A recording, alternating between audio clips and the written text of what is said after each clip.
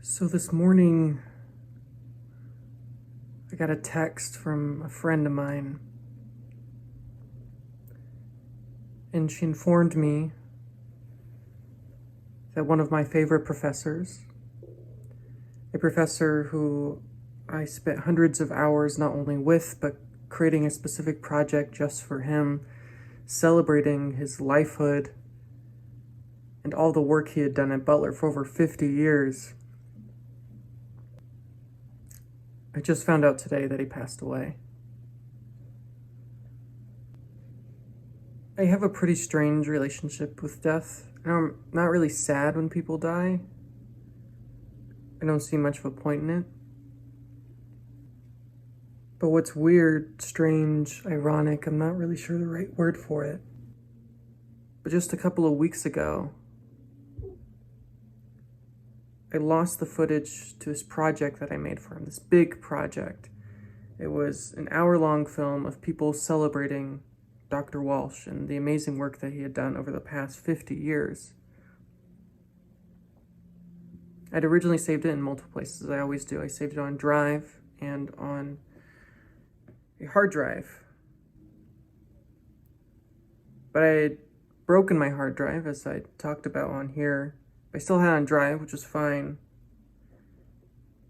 And I needed to create space in my drive because I didn't want to pay for more space. And I thought I had already uploaded to YouTube, so I'd have another place to put it. And I had uploaded Professor Neville's project on there, but not Dr. Walsh's.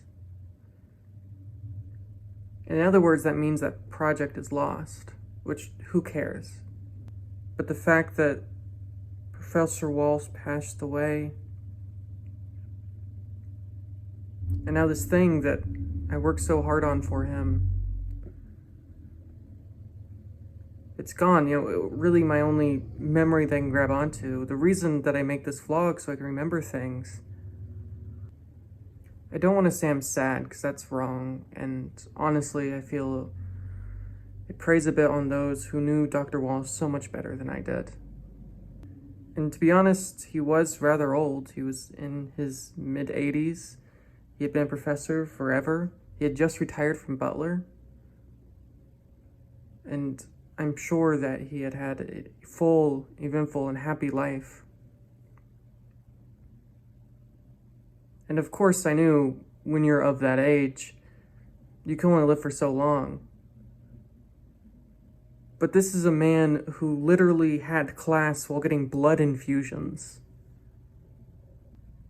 It just sucks that I can't share the amazing experience I was able to give him, all of those amazing words and people who shared all the amazing things he's done over the years, that I lost it, and that's my fault.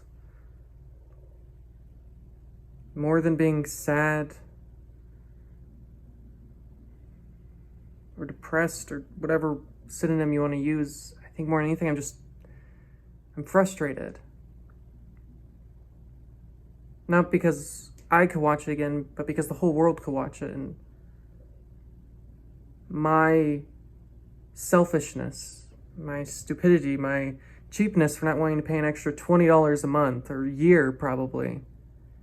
But this isn't about me.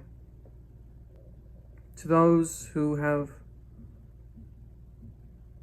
met Dr. Walsh, worked with Dr. Walsh, were a student under Dr. Walsh,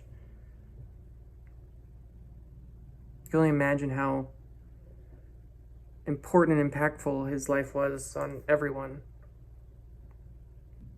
I only knew him for a short time, a year, and for 2 classes. But he's the reason I like Shakespeare. No, I haven't talked to him since I graduated from college, but I don't know, I guess it's just the idea that I could contact him. The idea that I could go back to Butler, and even though he's not on campus anymore, he still lives in the area, you could say hello. And to be clear, I'm not making this to somehow take away anyone else's grief or to appropriate anyone's grief. I wouldn't even say grief's the right word for what I'm feeling right now. I think there are a lot more people that are hurting a lot more than certainly I am.